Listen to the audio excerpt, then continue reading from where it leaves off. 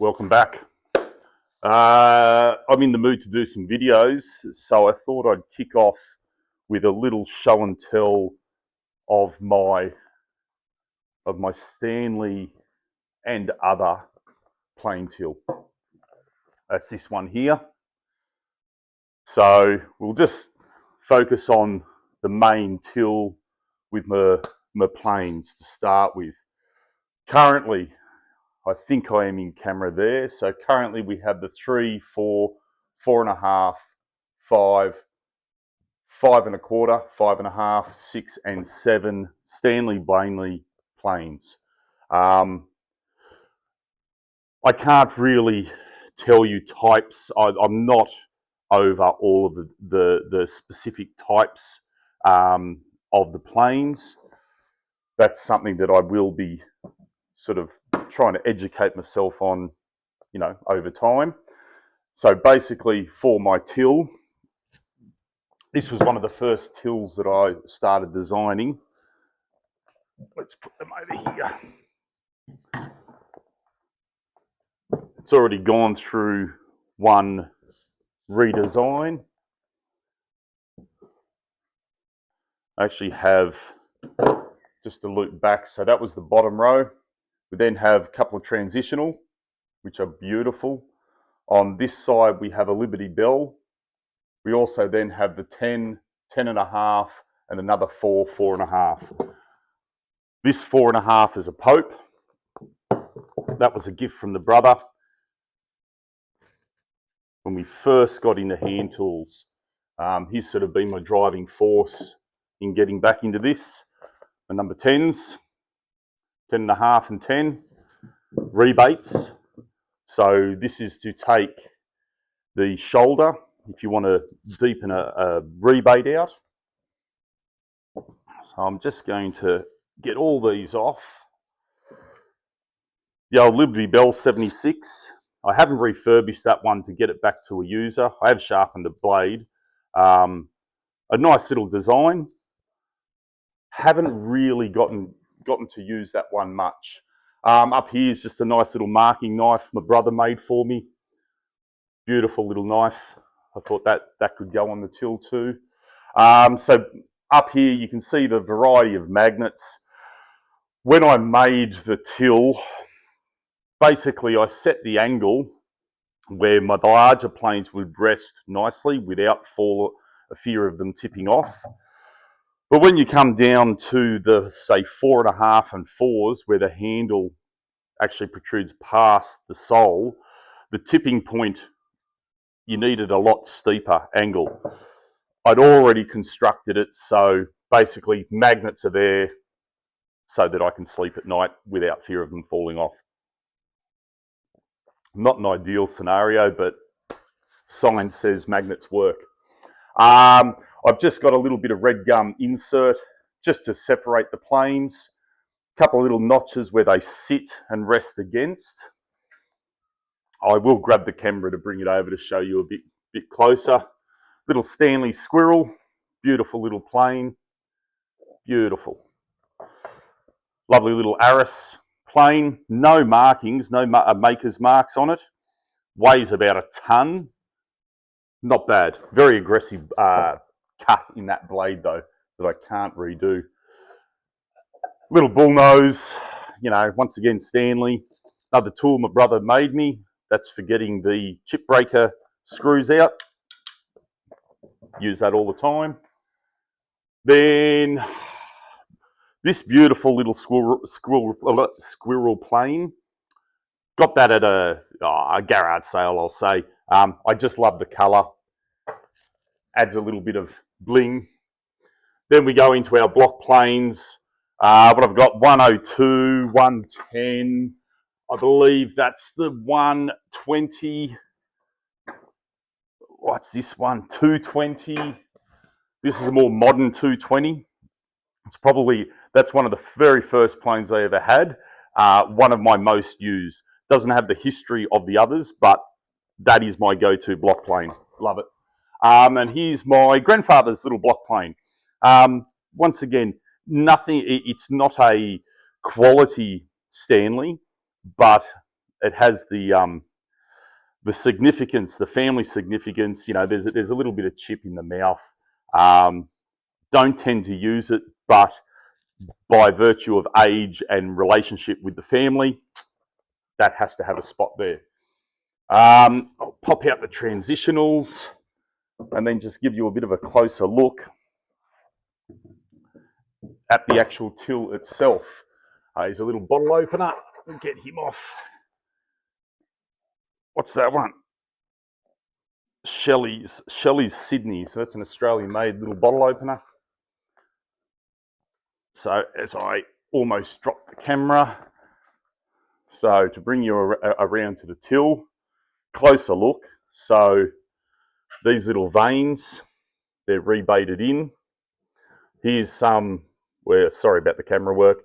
Here's a couple that didn't suit once I got extra planes, so I planed those down flush, inserted new rails. Couple of brass rods to hold the transitionals in. Little shelves, rebaited in front and back. So this is Western Red Cedar, red gum, Western Red Cedar with a little bit of burl inlays, just cause, and then just a bit of, it's not, I think it's birch plywood for the back. Not ideal. Further down the track, I've actually done a cedar tongue and groove backing board, but this was, yeah, as I say, one of the first ones that I've done. Quite happy with it. Quite happy with it. It's it was a good beginner for the system that I was starting to create. Right.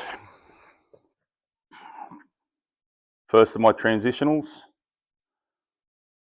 So it does have a mark, W wall.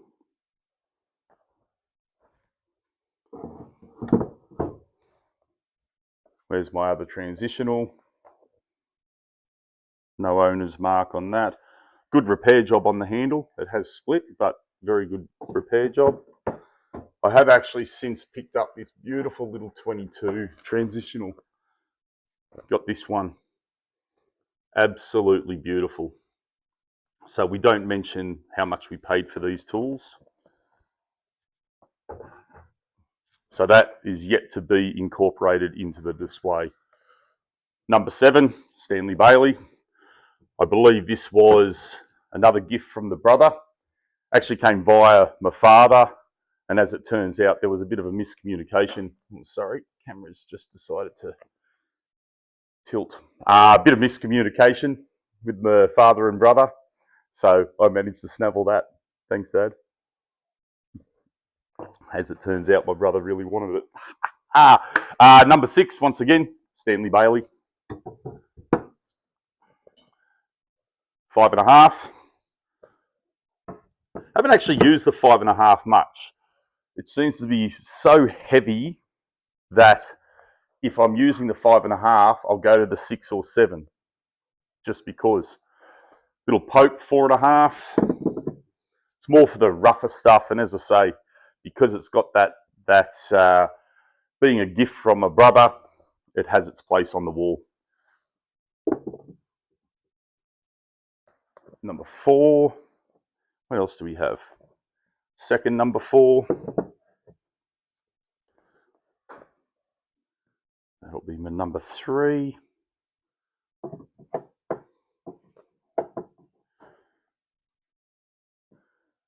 What's that? The 5.25. That should be. That should go there, because my number 5 lives here.